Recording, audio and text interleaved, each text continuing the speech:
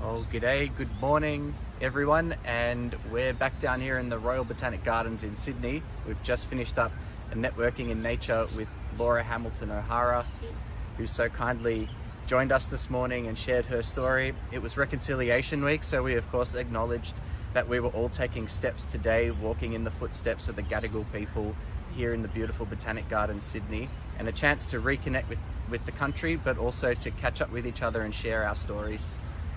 Laura, it's been on the cards for a few years to get you down here.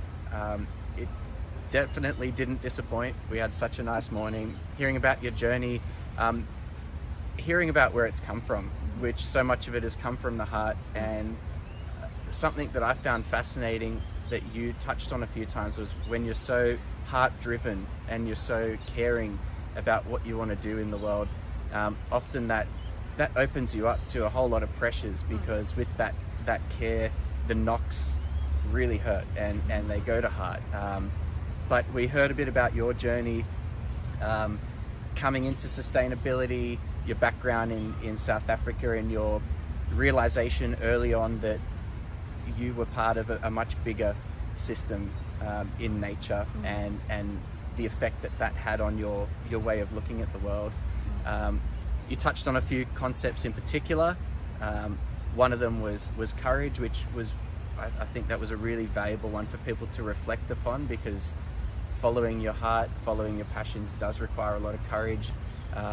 You touched on some of the other aspects around the work you do with the Living Futures Institute in sustainability, and how you approach that from a different perspective.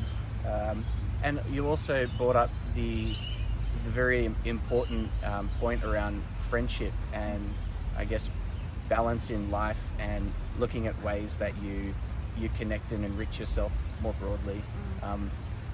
Look, would you mind just recapping a little bit about that journey you took us on, and feel free to then also let people know how they can connect with you and learn more about the work you do as well. Sure, although I feel like that nailed it. I'm sorry for just doing the whole okay. recap there. I didn't mean to do that. No, that's okay.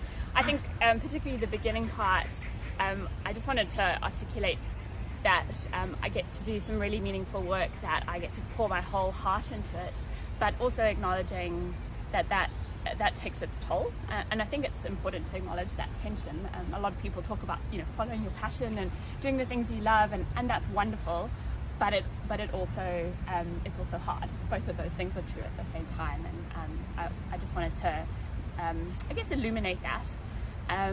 And then we sort of moved on a little bit into our work in regenerative design. So we really use the built environment as a vehicle to create the world that we want, a world that is socially just, culturally rich, and ecologically restorative. And you think about like everything that goes into a building, every single person that works in it, all the ingredients that go into it in terms of the materials, that stuff comes from somewhere.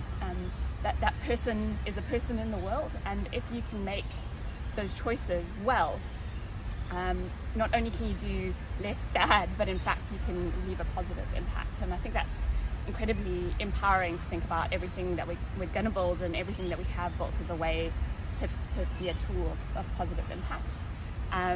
So that's the work I do at Living Future Institute. And then finally, I suppose my last reflection was, this work is heartfelt and big. It's amazing and impactful, but to do it, you have to have a good support system. And for me, that's my incredible group of close friends. Nobody's leading alone, and without my group of friends, I don't think I could do it. So I think it was both an acknowledgement of the people that I love and care about, but also hopefully an invitation for those that were on the walk to reflect on what supports them as well. Well said. Thanks. Well said. And it felt like that this morning. It actually feels like that every month here. It's this really supported community, and it makes a big difference. And it's so important. So I think that's a really nice point for us to finish on, and encourage everyone to reflect upon, and then also to really appreciate those people and those connections around them that do nourish them in other ways and help them stay focused on their journey and move through those knocks, and particularly when they are really passionate and care so much about what they do. So thank you so much again for joining us, Laura. Thanks for having me. Yes, we wish you all the best for your work, and definitely keep in touch. Will do. Thank you. Thank you.